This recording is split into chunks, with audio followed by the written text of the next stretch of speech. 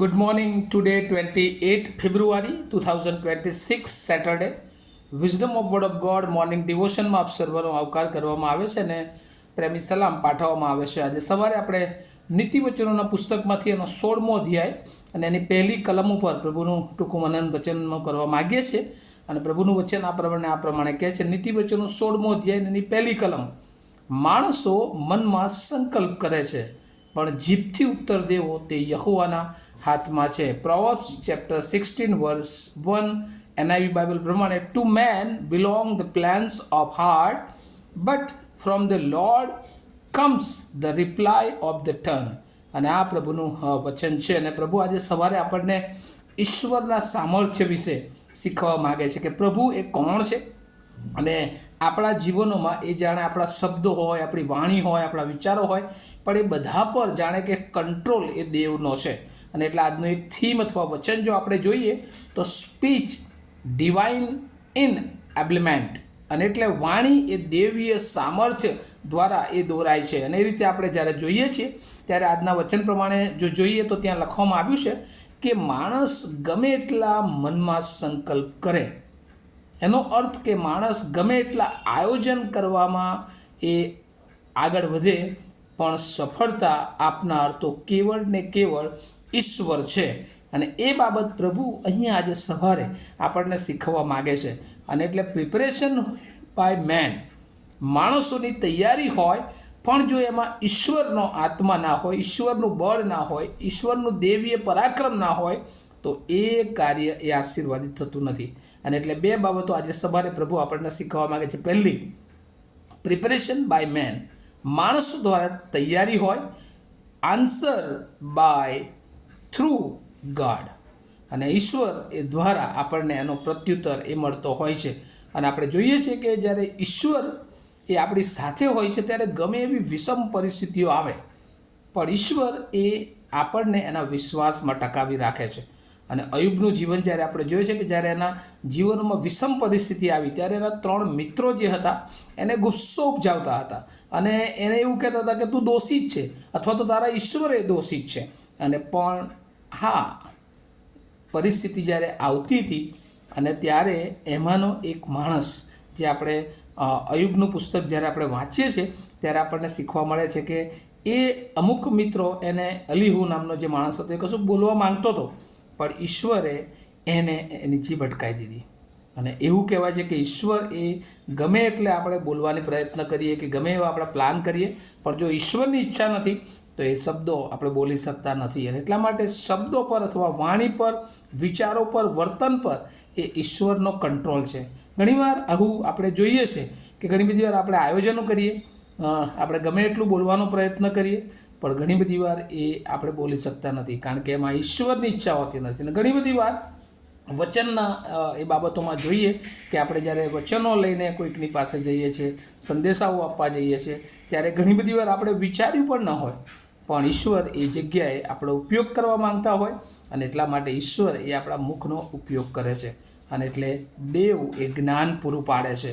V obey to God and depend on holy spirit. અને એટલા માટે જ્યારે આપણે કોઈ પણ બાબત કરવા જઈએ ત્યારે આપણા પોતાના માનવીય સ્વભાવ પર, માનવીય જ્ઞાન પર, અથવા તો માનવીય તૈયારી પર જો આધાર રાખીએ છીએ તો આપણે નિષ્ફળ નીવડીએ છીએ.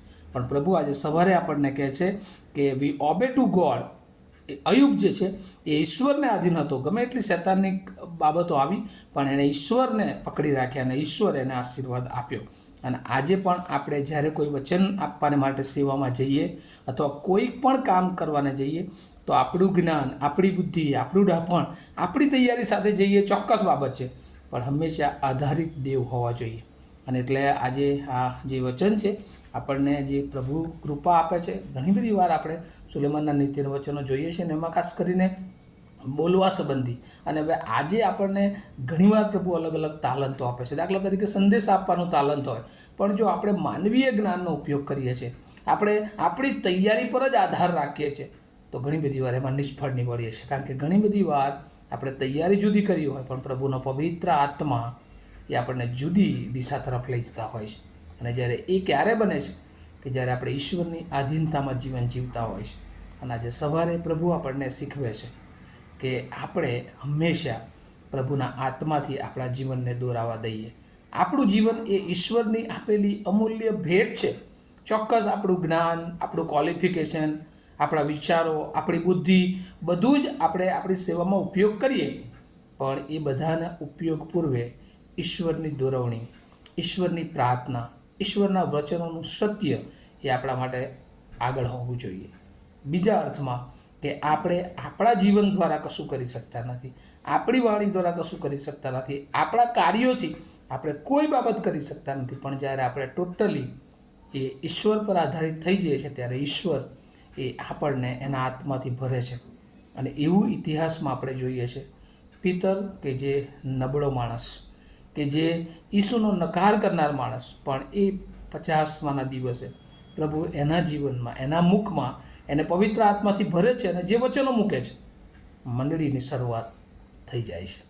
પ્રભુ આપણે ગમે તેવા હોય, આપણામાં નબળાઈઓ હોય, પણ જ્યારે આપણે પ્રભુને સોંપાઈ જઈએ છીએ ને, એ દેવી આત્મા આપણામાં આવે છે, ત્યારે પ્રભુ આપણા જીવનોને જુદી રીતે ઉપયોગી પાત્રો બનાવે છે અને એમાં શૈતાન કોઈ પણ રીતે ફાવી શકતો નથી. અને એટલે આજે સવારે પ્રભુ આપણને કહે છે, we are depend on God. આપણે ઈશ્વરને આધારિત બનીએ. એ આપણા વચનની સેવા હોય, એ આપણી સામાજિક સેવા હોય, એ આપણી કૌટુંબિક સેવા હોય, કે એ કદાચ આ દિવસોમાં જે બાળકોના અભ્યાસ ચાલી રહ્યો છે, એક્ઝામ ચાલી રહી છે, ત્યારે એ એક્ઝામની વાત હોય, આપણે આપણું જીવન, આપણે આપણું જ્ઞાન, આપણી બુદ્ધિ એ ઈશ્વરને આધીનતામાં મૂકીએ છીએ, ત્યારે આપણે સંકલ્પ કરીએ છીએ, પણ ઉત્તર દેનાર એ યહોવા છે. એના હાથમાં આપણું જીવન છે, એના હાથમાં આપણી જીભના ઉત્તરો છે, એના હાથમાં આપણું સર્વસ્વ છે. એ કદી આપણે ભૂલી જઈએ નહીં. અને આ વાત જો આપણા જીવનમાં આપણે યાદ રાખીએ છીએ તો પ્રભુ ચોક્કસ આપણા જીવનને આશીર્વાદિત કરી શકે છે. આવો આપણે પ્રાર્થના કરીએ. મારા અતિ પવિત્ર અને જીવતા ઈશ્વર, મેં ઘણી બધી વાર માણસોની હરોળમાં, માણસોની બુદ્ધિથી ચાલવાનો પ્રયત્ન કરીએ છીએ. આ ભૌતિક વાનામાં અમે ઘણી બધી વાર ભરાઈ જઈએ છીએ. અમારી વિચારધારા, અમારું કામ, અમારા આયોજનો પર જ અમે કેવળ આભાર અને આધાર રાખીએ છીએ. પણ પ્રભુ, તમે અમને આજે શીખવ્યું છે કે સઘળું એ તમારા હાથમાં છે. પ્રભુ, અમારી પાસે જીભ છે, પણ બોલવાના શબ્દો આપનાર ઈશ્વર તમે છો. પ્રભુ, અમારી પાસે શરીર છે, પણ એને જીવંત રાખનાર ઈશ્વર એ તમે છો. ત્યારે પ્રભુ, અમે બધા જ કામમાં તમને આધારિત થઈએ એવી કૃપા માગતા અમે અમારા જીવનો તમારા હાથમાં સોંપીએ છીએ. મારી પ્રાર્થના ઈસુ પ્રભુના નામમાં સાંભળો, તેનો સ્વીકાર કરો. Amen. Have a nice day to all of you. Thank you.